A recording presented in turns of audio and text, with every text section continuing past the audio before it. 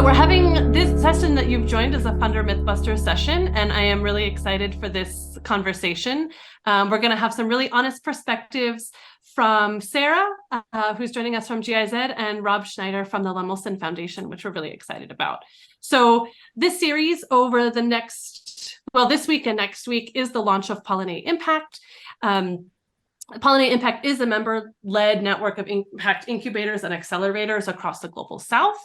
And we are having this potluck as our launch to offer safe spaces for you to share, engage, and help us understand what's most important to you. So please don't hold back. I am really hoping for a very interactive session and a lot of questions to our funders who are here.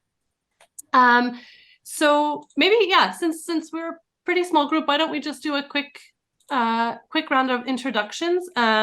Maybe I will let Sarah and Robert start, and then we can just go around quickly. If you can just say your name, your organization, and where in the world you're joining from. I think that's my cue to introduce myself, Ariel. Yes. My name, like Ariel has mentioned, this is Sarah Makena from GIZ, working under two projects in GIZ Kenya. That's a NDC Assist to Private Adaptation Finance component of that, and the Water Energy for Food. I think for a brief introduction, that should suffice. Perfect. And Rob? Thanks, Sarah. I'll take it from here. My name is Rob Schneider. I'm the executive director of the Lemelson Foundation. It's really good to be here today. I've been with the Lemelson Foundation about 5 years, but I also speak with 13 years of USAID experience. So I can speak from a couple of different funders' angles. And we are based in the United States in Portland, Oregon, on the West Coast. Great. And as we go around, we also have a quick poll for you guys to let us know where you're joining in from. So Shami, if you just want to push that out while people are introducing themselves, it just, we're asking where in the world people are coming from and what type of organization you represent. So we have Shami and Tassin from the Pollinate Impact team. If you want to quickly introduce yourselves. Yeah, hi, I'm Shami. I am the network catalyst at Pollinate Impact. I've been with Grow USA before this for about 2.5 years, and I'm really excited to be here. I'm actually in the East Coast in New Jersey, USA. Shami. Hello, everyone. I'm Tessin. I handle comms and marketing at Pollinate Impact. I'm based out of Pune, India. And it's good to have all of you here today. Looking forward to an interesting session. Awesome, thanks. And Tassin, why don't you hand it off to the next person? Sure. Paul?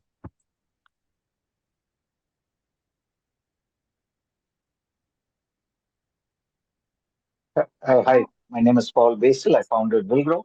I also co-founded an impact investment fund.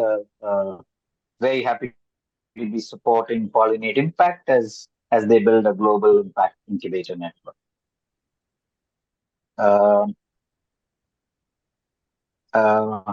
Emmanuel? Yeah, Paul, do you want to pass it on to someone else? We have Emmanuel, Jochebed, and Martha. All right. I think I called out Emmanuel. It's a pleasure to be here. I'm Emmanuel Chineboa. I run a small business setup in leisure tourism in Cape Coast, Ghana. It's nice to be here. Looking forward to learn and get investor ready. Great. Martha, do you want to quickly introduce yourself, and then Jochebed? Yes. I hope my background is not so messy. I can't even see myself. Hi, Ariel. It's been 1 century. Hi. My name is Martha. I'm based in Kenya. I run a management consulting firm, and we work a lot with different organizations across the continent. Some of them are funders, some of them are independent businesses, and others are accelerators and incubators. So yeah, excited to be here and be part of the conversation. Awesome, thanks. Okay. Hi, my name is Jokibet. I work with We Learn Ghana, where we empower rural area youth, women, and children to break the cycle of poverty. I'm so happy to be here. I joined yesterday's session. It was insightful, and I'm really looking forward to an interactive session. Thank you. Awesome. And I think we had Winnie just join. Hi, Ariel. Hi, sorry, I didn't catch the question. We're just introducing ourselves quickly, name, organization, and where in the world you're joining from. Okay, my name We're is a Winnie. small group. Oh yeah, Winnie Njogo, from Mongoza Institute in Kenya. Great. Oh, awesome. So you're colleagues with Zawadi. Yes, yes. Awesome. Okay. So at Pollinate Impact, we start all of our sessions with a check-in. And what we want to ask you all is one emotion that would describe how you feel when you first approach a funder. It looks like there was somebody was testing it out. So just what's one word that you feel when you're going to approach, whether it's an investor, or a funder who you're seeking grants from. We just kind of want to get a check in the room. So my colleague Tessine has put the link just in the chat, so you can see a lot of uncertainty. So that's great, because what we really want to do today is smooth out that uncertainty and give a little bit more clarity on what funders are looking for when they're evaluating and taking it under consideration. Anxious, nervousness. Okay, this is great. So we know that asking for money, fear of rejection. So asking for money is a very scary process. And that's exactly why we want to have this very kind of casual conversation. So we'll go ahead and get started in the interest of time. And Shami, can we jump ahead to the poll with the myths? Since sorry, I know I'm making you jump around. So what we've done here is we have some myths that we have, have come up with. And in the same Menti link, we just want you to rank which one rank them in order of resonance. So which ones really resonate with you the most? And based on that order, that's, the kind of order we'll go with, and hear the perspectives from both Sarah and Rob, so that they can, share their perspectives on which, whether they're going to bust the myth or whether they're going to affirm the myth. And you are also welcome to ask questions. And if you have some kind of preconceptions, you're also welcome to put them in the chat, or if you just want to unmute and ask them, that's also very, very welcome. So Sarah, the code for Menti is 68869963. I'll just put that in the chat. I got it, Ariel. You got it? Okay. Perfect. Yes. Perfect. Shami, do we have any responses yet? If not, I'll just kind of, oh, there we go. Great. All right. This is very cool. Okay, I'm gonna have to take a screenshot of this so I know which ones we're gonna go with. All right, so let's go ahead and start. Maybe ladies first. Sarah, I'll let you kind of respond to the first one here, that donors don't provide any support beyond funding. And then Rob will come to you to get your perspective. So myth, is it true or is it false? From your perspective and from the GIZ. If I was shouting, I'd be shouting at the top of my voice and saying, no, it's not true. Donors, and I like the word that we've used there, donors. Donors provide support beyond funding. And I would want to just mention a few things, and in my perspective and in the perspective of GIZ and how we operate, especially when we are supporting businesses and supporting accelerators and incubators, our aim is sustainability. We are looking at what are we doing that will impact the partners that we are working with beyond our existence within this project or program or the time period that we are offering that funding. So we provide support beyond funding. We provide business development. We provide coaching. We may not be doing it directly, but we partner with other service providers to ensure that we are providing what is more than just the funding that we are giving. And the purpose there is sustainability. And sustainability is a big topic right now within GIZ, as we are looking beyond, say tomorrow we need to change priorities and we are no longer supporting the private sector. Does the name of GIZ still remain in the books because of the work that we have done with accelerators, with incubators, with businesses, because we created a sustainable approach and a sustainable way of supporting businesses that has gone beyond us, that needs to outlive us? So no, that's a myth that I need to bust and say no, it's not true. Donors do support beyond funding. Awesome. Rob? Yeah, I agree completely with what Sarah said. I also see where our entrepreneurs and entrepreneurship support organizations are coming from, because I would agree that if I look back maybe 10 years, particularly as a funder, as a donor, I could see why folks would have those conceptions about how we would fund. And I think one of the things that is that over the last 10 or 15 years, donors have really learned about the importance of providing both, whether it's investment support or grant support, as well as some form of mentorship or capacity building, because I don't think we've been as successful in supporting the small and growing business and small business sectors as we would have liked. And so we've learned. Now, I don't know if all donors work the same way, but certainly I agree with Sarah completely. We don't provide support directly, but we think about what is the sustainability path of the organizations we support, because we tend, there's I guess the old adage that people talk about, which we agree with, which is don't support projects, support organizations. And we support organizations for the sustainability reasons that Sarah mentions.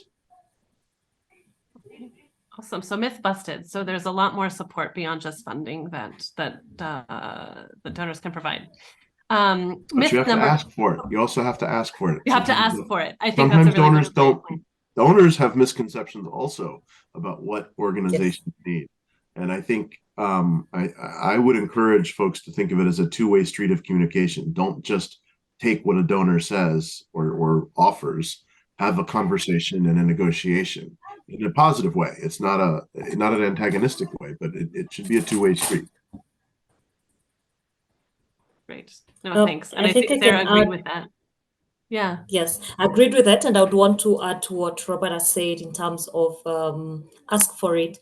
Have your own priorities as a company so that you're not swayed by any donor. And that means you're not just coming in and picking everyone who comes your way just because they're a donor. You have your own priorities. And so you're very well able to define, do the priorities of GIZ match what the direction and where we want to go as a company. And that's where you would be even asking for the support beyond the funding, because you are aligned in terms of the direction. If you're looking at support, if you're working with smallholder farmers, and the funding that GIZ is providing at that time is looking at supporting cooperatives, not the smallholder farmers, then immediately it should tell you that you will be very misaligned when you come to ask for your support. Okay. All right. Awesome. So we'll go to myth number 2. So donors prefer to support large and established organizations, and that smaller grassroots organizations are at an inherent disadvantage. True or false? Who wants to go first? Go ahead, Rob. Yeah, I think this one's a little more down the middle. I think smaller organizations are at a bit of a disadvantage. It's more difficult for them to cover the landscape of donors, for them to understand what's out there. It's easier, there's an old saying, which is it's as easy for me to write a check, not me, but when I was at USAID, but so putting Sarah more on the spot at GIZ, it's easier for me to write a check for $5 million, or it's as easy to write a check for $5 million as it is to write $100,000. And if I write 50 checks for $100,000, I have to manage 50 projects. So I think there is a little bit of a bias for the larger organizations, and so to support, for the larger donors to support, to use larger check sizes, and use intermediaries. So I think there are two things I would say here. One, if you're a smaller organization, find intermediaries that can help run interference for you and make the case for you, or aggregate a number of smaller organizations, under an umbrella for a donor to support that umbrella organization, which can then on lend or on grant the money and provide the support. And the second thing would be, an organization like us, who's a bit smaller, we're kind of a middle-sized foundation. We do write smaller checks. And actually, that's part of our value to the ecosystem, is we go and write some of those smaller checks to allow for the development of the smaller organizations, so that then they can go on, grow, and get larger checks later on in their maturation journey. And so I go back to what Sarah had just said, which is find the match between the organization and the donor. And I think that will help out. Great. Sarah? There's a partner for everyone. Yes, I'm agreeing and adding and saying there's a partner for everyone. There's someone that can fit what you're looking for. You just need to come through and keep looking who is giving checks and who's writing the checks that I need. So the thing is, I'm agreeing, and I'm also a bit in the middle to say that donors really look for track record, because we've burnt our fingers a little too many times. And so every donor right now is really getting into the field with a bit of caution, to know I will not be writing reports of failure for 5 of my projects when I only have 7 of the projects. So you find that the companies and organizations, that have a track record, then keep on getting the checks. So what does that tell you? Partnerships. What do you want to offer to these other organizations that are more established, that gives you a stepping stone for you to get the check next time as an independent institution? So here is where I would say that you need to be partnering. And that's why you will find a donor like GIZ being very keen to partner, let's say, with an incubator and an accelerator, and saying they will put money in the accelerator. They will put money in the accelerator program for them to cascade that money to the innovators, but not have to be the ones to write reports for 10 other little projects, like Robert has said. So you need to be very strategic with your partnerships, and know I am working in financial inclusion, who is also operating in that space that is open to partnerships, and I would be able to benefit from funding that is coming from a donor that is putting money in them. So that's the thing, because we do a lot of funnel approach, where we start from the top and it trickles down to the smaller players. Yeah, I think that's what I'll say. And I'm going to call out Joshabed here, because I know she's been very active, not just in the potluck, but in some of our programming before this. And Joshabed, not to put you on the spot, but I know you're kind of representative of the smaller organizations outside of a major city. Do you want to just quickly respond to that, or ask any follow-on question, if you feel comfortable? Yeah, I feel comfortable. It's not really on the spotlight, like you said, right? But I'd like to say, it's insightful what you shared. Just that it's kind of a little bit difficult to find the right partnership to align yourself with. So if you have any advice or like a way forward on how we can do that, where we can find them, like you say something like that, like it would really go a long way for us who work with rural area entrepreneurs and women and children. It will really go a long way. Thank you. Thanks, Joshabed. And I hope that we can help you, Joshabed, with Pollinate Impact. And this is exactly why we're having these conversations. And I think, looking at, potentially aggregating some funding or being able to help help you partner, as Sarah said, and really being able to help you create those linkages with other organizations to help you have a better chance at going to the GIZs and the Lemelsons, I think is something that we would really like to do as a network. So Exactly. we'll definitely take that up with you. I think. Thank you. But thank you for that, and thanks for being a gracious on the spot. All right, we'll keep going because I know Rob has a hard stop in about 20 minutes, so we'll want to get through as many of these as we can. So myth number 3, donors prefer not to collaborate with other donors. True or false? Sarah, do you want to take that first? There's another one that I need to scream at the top of my voice. No.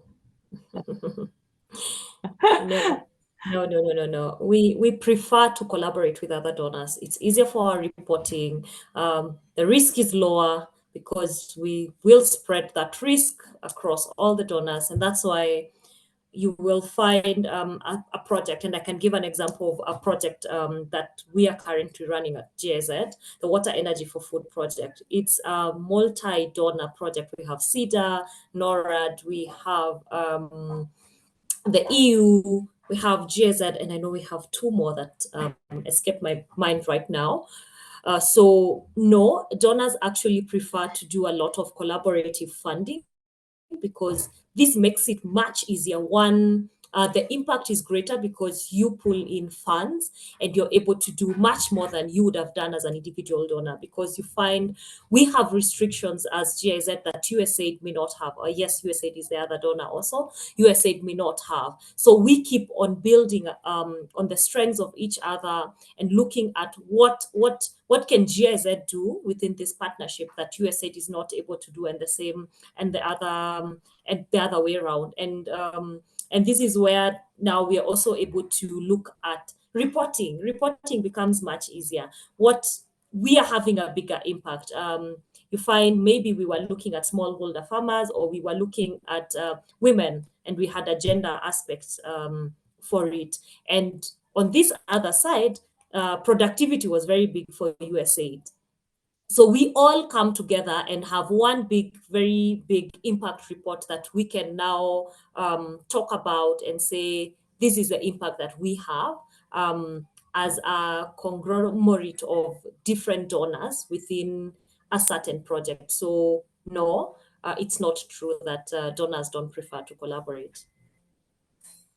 Yeah, I 100% agree with what Sarah said. The only thing I will add is sometimes it's challenging for organizations to work with multiple donors at a time. And so a thing that we've been trying to do and encourage other donors to do is accepting the same application or proposal as other donors, and also accepting the same reporting. Because we know if you have 4 donors working, sometimes everybody has their own reporting requirements. So when we find ourselves pooling our funding like this, we try to accept both the same proposal and the same reporting to make it easier on the organization receiving funding. Thanks, Rob. That's super progressive. I hope we can encourage more donors and funders to similarly align, because I think that's really relieves a lot of burden. Yeah, Sarah.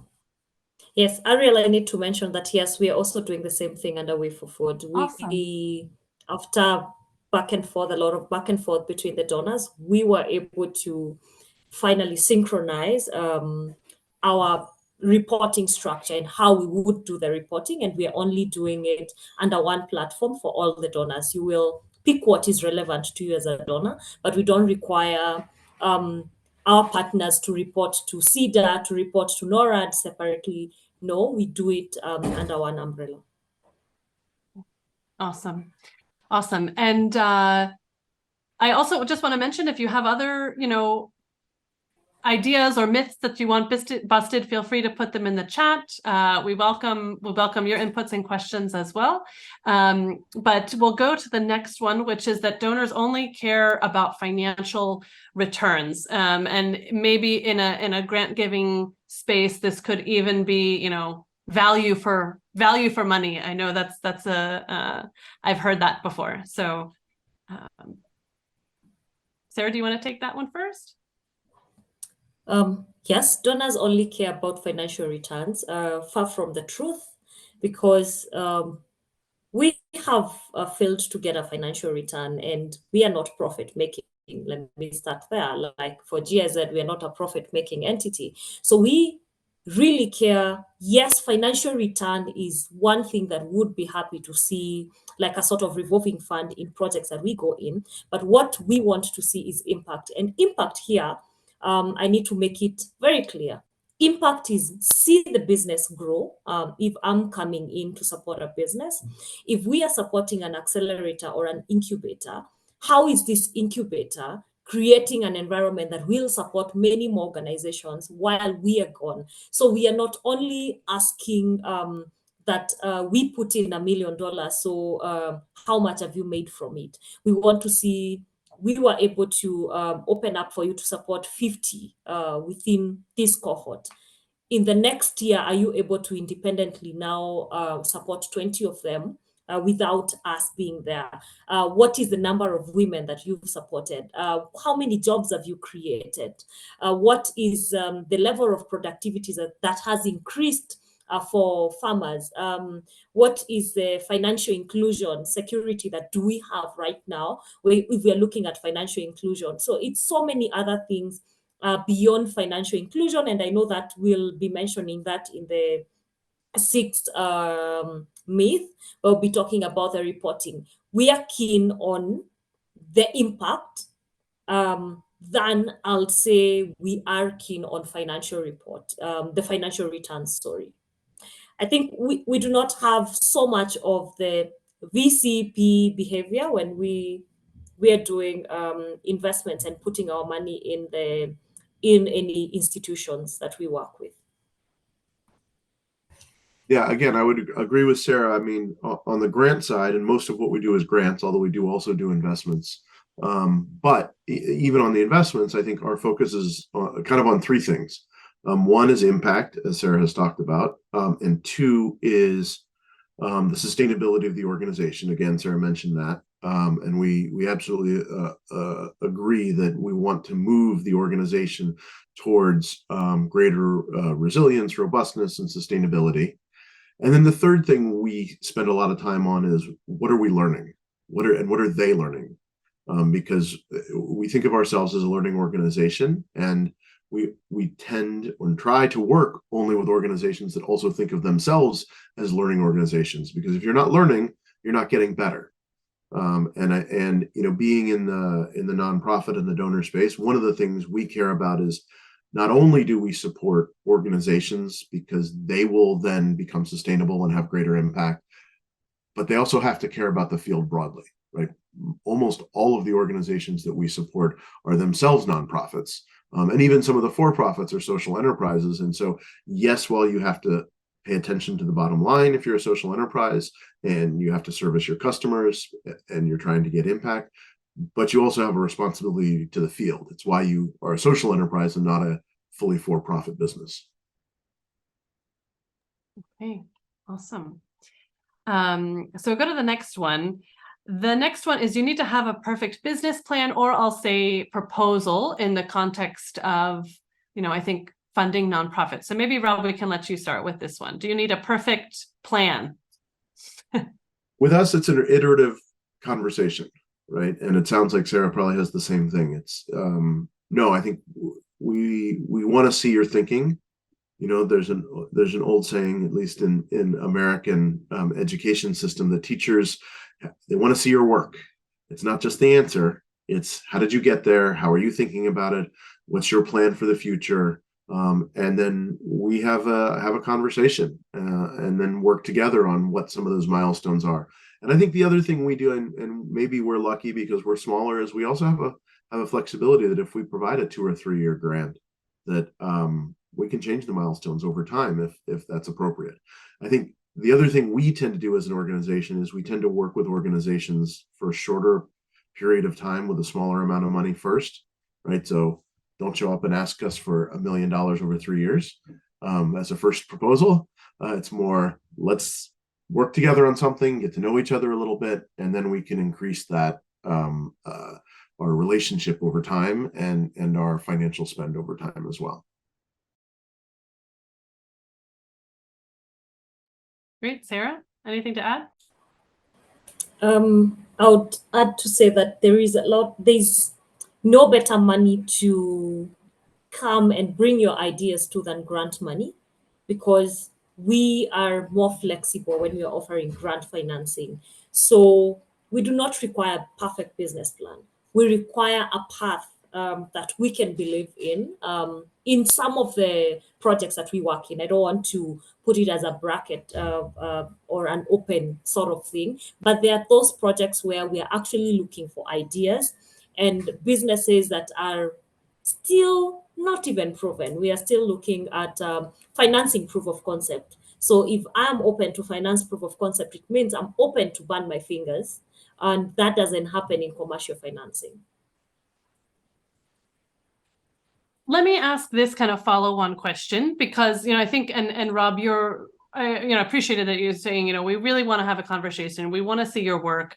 In the opening check-in, there's a lot of anxiety around even approaching funders. A lot of people said they were nervous. Felt like they were fear of rejection. What advice would you give? To increase the sort of comfort level for opening that conversation when there's such fear of rejection, and maybe your organization is kind of hinging on on this funding.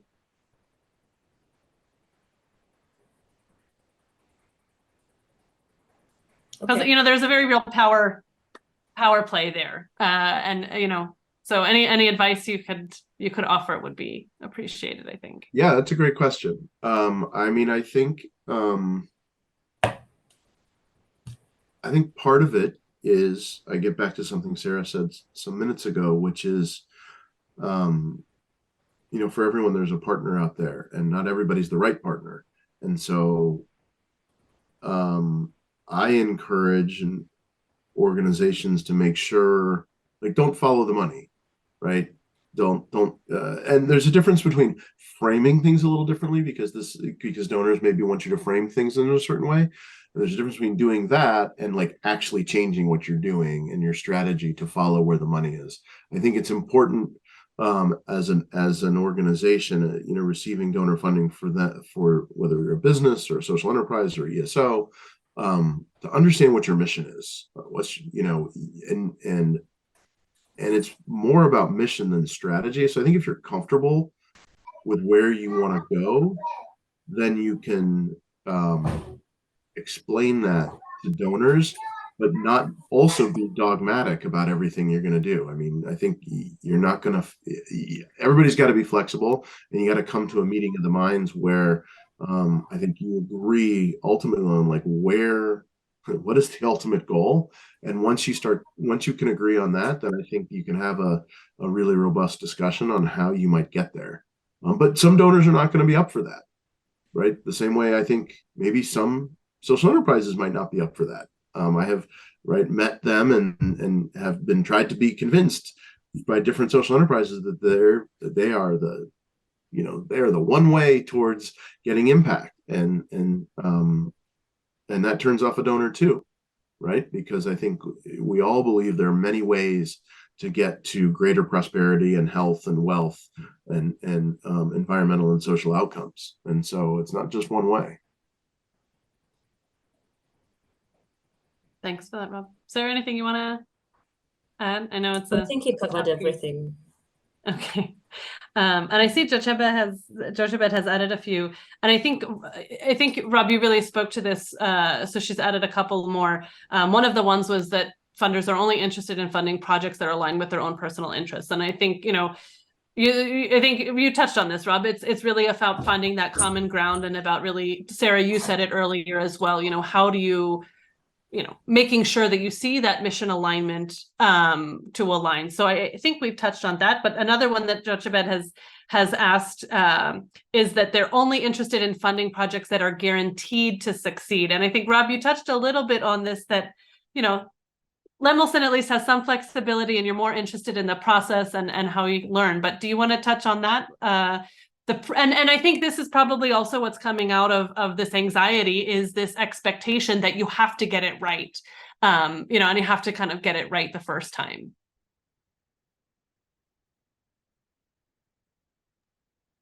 Yeah, I think you summarized well, which is we care about learning and impact and sustainability. And so I think we all know there's no guarantee in anything, let alone in the development sector.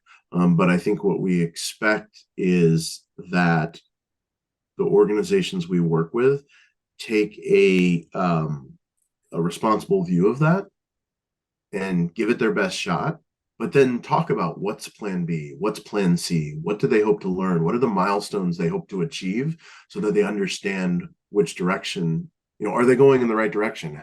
And I think getting even to the sixth one here around donors requiring a lot of reporting, and we covered that a little bit, but one thing we didn't cover is we try not to create new metrics for organizations to measure against, but we do expect organizations to have metrics that they are tracking that will help their own development. And so whatever those are, that's a conversation between us and the grantee, but we do expect organizations to think about how they're learning, even the very small ones, because if you don't learn along the way, you're never going to know if you're making progress or if you're going down the wrong direction. So I think that's kind of what we're focused on more of, rather than the guarantee succeeding. Sarah, do you want to add anything?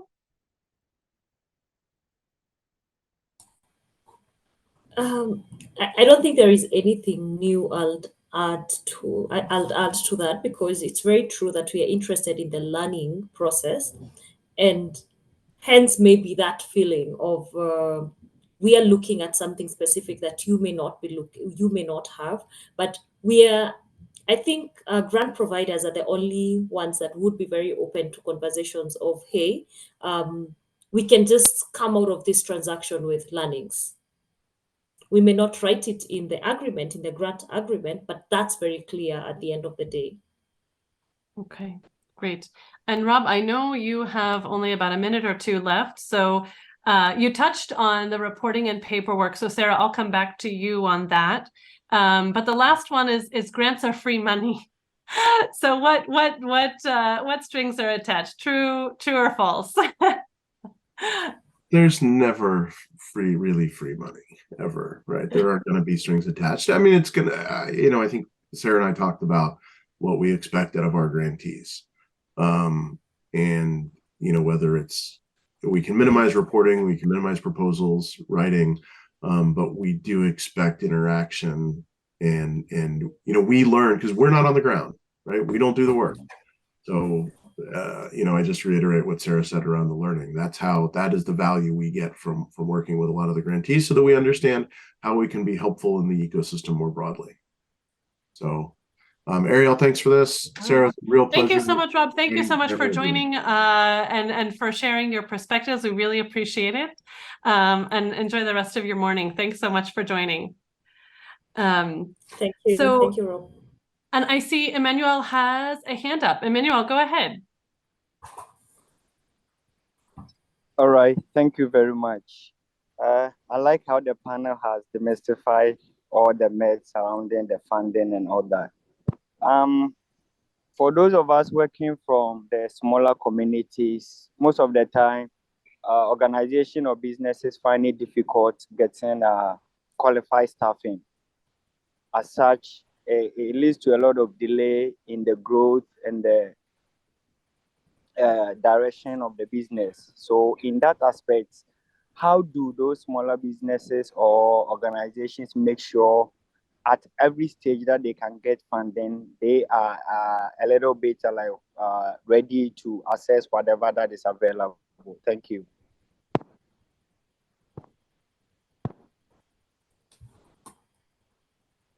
Okay, Sorry, Sarah, if I got you. Go ahead, take that. Okay, yes. If I got your question well, Emmanuel, you're asking about human resource and being able to tap into the funding that is available. Yes, please. Okay. I think the approach and the thing that I'll say is you have to dedicate time to fundraising and being able to get financing, because there is no easy way or simple way for me to say, hey, you can fail to do the proposal and you will be able to get the money. So I'll say you have to be very specific on what exactly you're looking for, so that you don't spend your time applying to every accelerator, every grant provider that comes your way. You're trying to apply that.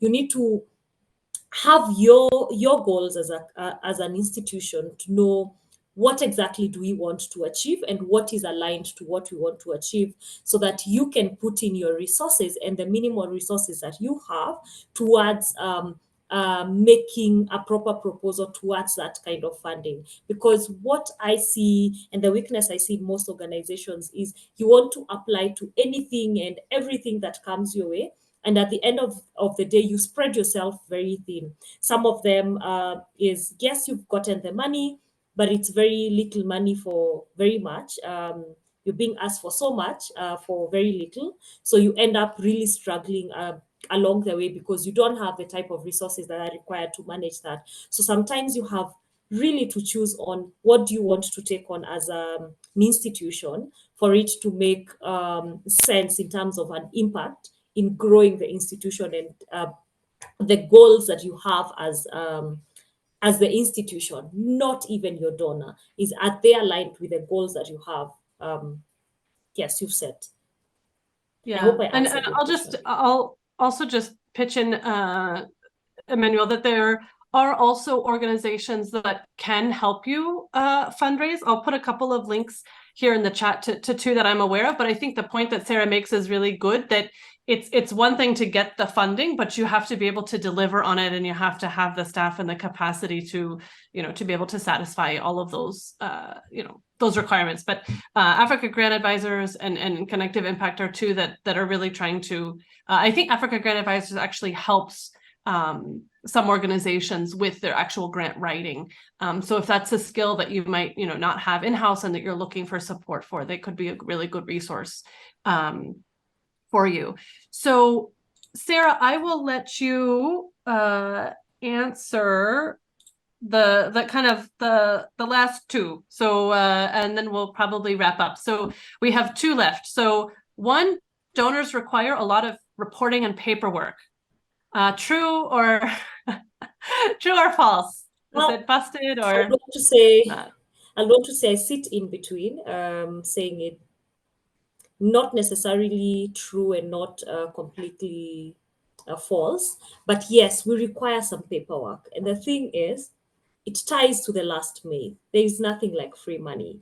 We're giving you money in exchange for information, for us to know what impact are we creating. So there is no day that we will just have money and say good riddance. Whatever you do with that money, it's up to you. We will be happy if you tell us whether you've had any impact. That doesn't happen. So what this means is we require some reporting and some data from you. But this doesn't necessarily have to be very difficult for an institution that embeds reporting into its systems. And here I know most of the innovators and companies and institutions here are hearing, oh, monitoring system, an M&D focal person. No. If you're doing a business where you're working and you're giving out loans, then you have records for that, and you have kept proper records, and you're saying, I'm lending to Ariel. Ariel lives in Nairobi, and Ariel took this loan for starting a small business, a small kiosk in Kawangware. So you have information. So how have you been able to create that system for monitoring that you're able to embed any donor reporting that comes to you without having to create a whole new monitoring system? What I find as weaknesses for most institutions is there has not been any sort of monitoring of the impact that you have. So when I come in as a donor, as GIZ, and you're telling me, oh, I've been selling tomatoes I've been buying, tomatoes from smallholder farmers. And I ask, where are the smallholder farmers? Who do you buy from? Who sells to you regularly? And you feel This is a lot of information. What I already read from you is you're doing your business in a very ad hoc manner. And it's not the type of business I want to work with. But a business that has already known, I need to keep this record. I need to know who I'm buying from, how often are they selling, and how often have I gotten bad quality from them. And I'm just choosing that value chain just for the sake of illustration. And for me, what I'll say, yes, we require the reporting, but if you embed monitoring within your systems, you will thank me and you will thank us later. One, you become very attractive to donors because anytime I come to you, you have numbers to report. You can tell me we've worked with 500,000 farmers and you have at least evidence, because we no longer do the sort of straight reporting that has happened for years, because our donors and our funders, BMZ requires that I show evidence. If I say we are supporting 5 incubators, then I need documentation to show that these incubators actually exist. I don't just say it's the incubator Ariel runs, it's the incubator Carol runs. No, I need to show where is this incubator based, which companies are they supporting, what sectors are they in, and I have been able to keep that database very well for me to forward that to my donors. So if I'm giving Ariel the money, then I require Ariel to be able to keep the same kind of records for me to just come for reporting. And I will finally say, if we were all putting our records very straight within our institutions, trust you me, you'd not need to run at the end of every grant for you to collect data and be able to put together. You just need to run a system and know these are the number of farmers, this is the list that we have. Yeah. Great. And Sarah, you gave us an excellent pitch for tomorrow's session on impact measurement. So if anybody who wants to dig in more on impact measurement, we actually have an awesome conversation scheduled tomorrow to hear more perspective from the funders, but also from incubators and accelerators to share how they've built out those systems over the years. So thank you so much for that. As we wrap up, Shami, if you want to push out the kind of last poll, Pollinate Impact is launching a series of workshops, collective action teams, and we're really trying to build better avenues to have these kind of honest, open conversations with funders, with donors, and we want to know how you would like to get engaged in future in some of the programmatic activities that we have. So we have a number of things that we are working on. Some of these things are already happening. So we actually circulated a list of funding opportunities every week to the members that we have on the network. We have more sessions like this planned, so myth busting or ask me anything with funders to get some of that honest perspective. So feel free to just let us know how you would want to engage in the future, and we'd love to keep you informed and invite you to future such sessions. And you can always follow us on LinkedIn. Our website, we'll be publishing our calendar of events there. We're just getting started with the potluck, so it definitely doesn't end here. There's a lot more coming in the coming weeks and months. And bring a friend. So next session we have tell your friends, bring a friend, and we'll be really happy to have you join us. Tassin, don't worry about the screen share now, because we're just about to wrap up and I want to do our fun photo op. So for those of you who've joined us a couple of times, you know that before we end the session, we all have to turn our videos on, and we are going to do what we call, I say, Jochebed is ready. This is like the 5th time she's had to do that, and she's like the next Pollinate Impact team member. So Winnie, Martha, Carol, Subir, it would be great to see you, Emmanuel, Vandana. So what we're going to do is everybody's going to cover their faces. We're going to count down. I'm going to count down from 3. So we'll do 3, 2, 1. When we get to 1, everybody's going to open their eyes and make a surprise face. Okay, so it's fun and it's silly. So everybody cover your eyes. Everybody cover your eyes. I'm going to get my screen grab ready. Okay, ready? Cover your eyes. And we're at 3, 2, 1. Surprise! Awesome. Okay, so that really wraps it up for us. We wanted to share a quick video that I think Tassin will help us pull up just to share a little bit about the Pollinate Impact journey. But thank you all for joining. We had a small group, but a lot of engagement. So thank you for that. And if anyone has questions or further thoughts, you can stick around. Sarah might have a few more minutes. But yeah, thanks everyone for joining, and we'll kind of let you off with this journey of ours. Go ahead, Tessin. It is estimated that more than 7,500 incubators and over 3,000 accelerators operate globally. Social impact incubators play a vital role in supporting and nurturing social enterprises. However, incubators struggle to gain visibility or the credibility needed to access consistent funding, and the incubation industry has yet to achieve recognition as a fully established industry. We often face the same challenges related to things like strategic growth, team management, financial sustainability, etc. Impact incubators lack a space in which they can promote a shared understanding of best practices in their work. Two of the challenges that I think are really important for incubators to try to overcome are staffing and related to funding. To understand the incubation industry better and to arrive at the best possible solution, we interviewed more than 50 social impact leaders from around the world, including entrepreneurs, incubators, accelerators, funders, investors, and researchers, and here's what they had to say.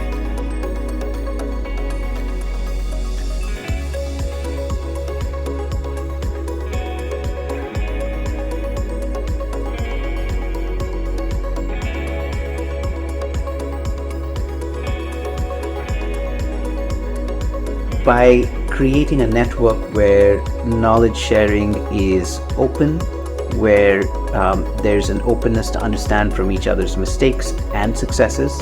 And there's something so supportive about having this kind of community that can enable you to troubleshoot these issues, and that really helps you to focus more on this impact piece alongside the incubation that we're doing.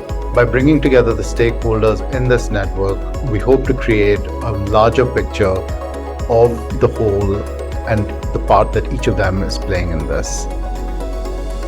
And this is why impact leaders from across the globe came together to design a global network of impact incubators to build Pollinate Impact. Pollinate Impact is a member-driven network of social impact incubators, where we aim to create a thriving, resilient, and mutually supportive ecosystem for impact incubators across the global south. We believe that by empowering, resourcing, and enabling these impact enablers, we can collectively amplify our ability to solve the biggest problems facing the people and the planet. Pollinate Impact is an avenue for impact incubators to connect, collaborate, and co-create a bigger impact. In essence, we celebrate the pollination of impact. This network has been co-designed by a group of social impact leaders, representing incubators, entrepreneurs, academia, foundations, and networks. One word that comes to mind when you think of Pollinate Impact: synergy, amplification, community, collaboration, openness. Join us on this inspiring journey.